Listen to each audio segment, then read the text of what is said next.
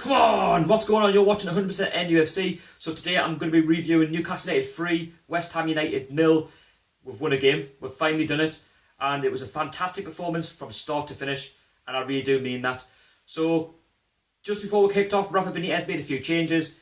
He started off with the same formation of the 4-3-2-1 formation, with Joselu starting up front on his own with Perez behind him, and everybody was wondering, who? Joselu, what's he doing up front on his own? But again, I was one of them. I tell you what, it's delivered, it's worked. And a few years were asking why was Mitrovic not playing. He did come on towards the second half and he did make an impact. I will be talking about him towards the end of the review. So going into the game, I felt for half an hour it was a 50-50 game. West Ham and Newcastle United were, they were passing it about without really creating any opportunities. The whole saga was we need to keep Hernandez quiet because we all know what he's about. He's a poacher, and we kept him quiet. He was frustrated. He got a yellow card. And, that's all down to our hard work. We all know how Rafa likes to keep it tight at the back. We did that, and we more than controlled West Ham's attacks. We created numerous opportunities. Joe Hart saved a couple. Rob Elliott saved a couple for West Ham. But then on the 35th minute, Newcastle United broke the deadlock. They scored through Joselu. It's Newcastle United's first goal and Joselu's first goal for Newcastle United. It was well worked. So the young lad, Rice, for West Ham, he took a touch of the ball, he was running towards the midfield, he got dispossessed and he was in trouble then. Newcastle broke. It was pretty much 3 or 4 against 2. Passed it to Atsu, who ran towards the left-hand side of the box, squared it to Joselu, and it was pretty much a tap-in. That's 1-0 to Newcastle. Everybody's J'd up. And I liked how, after we went 1-0 up, we took the game to West Ham, because normally when we go 1-0 up or 1-0 down, the confidence just goes, or we just don't look interested and we'll go back on our shells. But no, we took the game to West Ham. We had numerous opportunities to make it 2 before half time, and I was at the game with Rob, and I even said to Rob yesterday before half time, I think we need a goal before half time, if not in the second half. Anyway, it was 1-0 to Newcastle going into half time.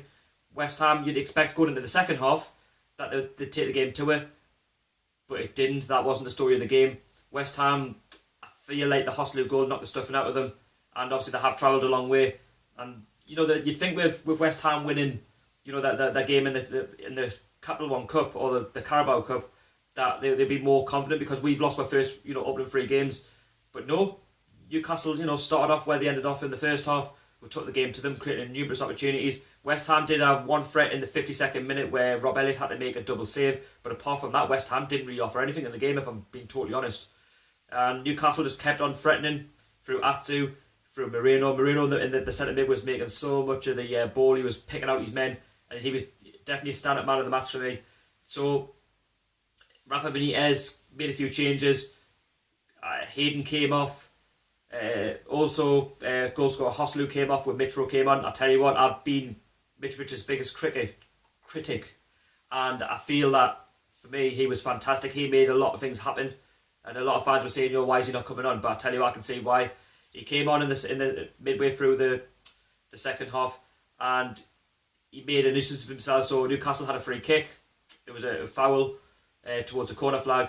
A ball got put in by Matt Ritchie, and what a bullet header by Ciaran Clark. That's 2-0 after 75 minutes. And Newcastle are all but ready getting 3 points. West Ham just look a shadow of themselves. They didn't really do anything before we even got that second goal. It was well worked. I'm sure that must have been done on the training pitch, because it was well worked.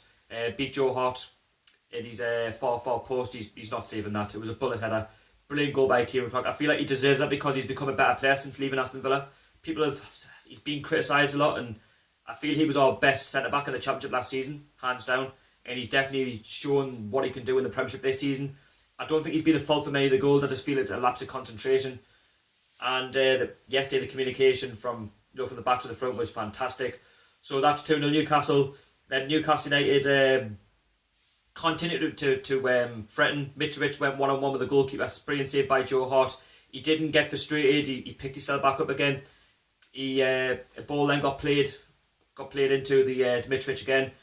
West Ham are very, very bad when it comes to through balls. Mitrovic beat the offside trap, but he had to beat Joe Hart, and he was one-on-one with him, skipped around him, and that's afraid Newcastle never shouted, Mitro. And I tell you what, he was just fantastic yesterday.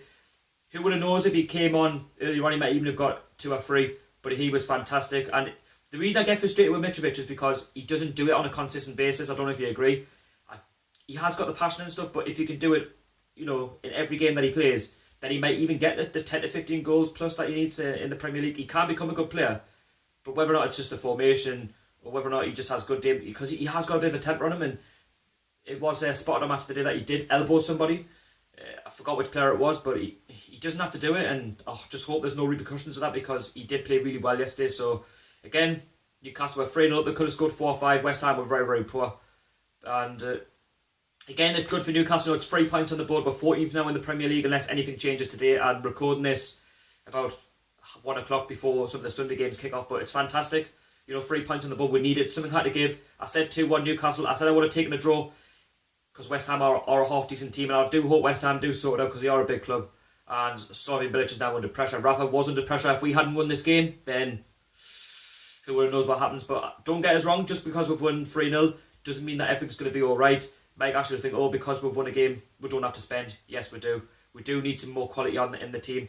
We just need to bolster the squad a little bit, because we are weak in some areas, and it's shown on the pitch as we're playing. We just need to kill teams off, just especially like Huddersfield last week.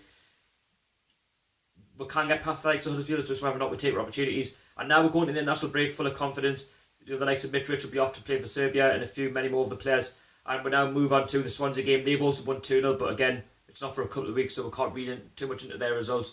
And it's again, we'll go away to Swansea for more points, and hopefully we can kick on from now. It's all about kicking on and moving in the right direction and moving forward as a club. Also, big up to all the fans that were there yesterday. The atmosphere was unbelievable. 52,000 fans. The West Ham fans that turned up as well. They were very, very loud. And I just hope that if it works out for both of us, and we can kick on from there. Anyway, guys, let us know what you thought of the game. We're at the game. Also, check out my matchday experience. I'll leave a link down below in the description so you can have a look. And also, I've reached 500 subscribers from what I've seen. I want to say a massive thank you to you guys. It's not just about me, but it's all about getting you involved. Use all the fans, and it's all about your opinions as well. I've got loads more content coming out over the international break. And don't forget to subscribe if you're new to the channel. If you've seen the channel for the very first time, don't forget to subscribe to Newcastle Fans TV as well, because I do a lot on their channel. I'll leave a link down below to their description, in the description down for their channel as well. And you will see me a lot on there, working with them as well. So thank you very much. Big up the tune. Going into the bank holiday weekend and buzzing.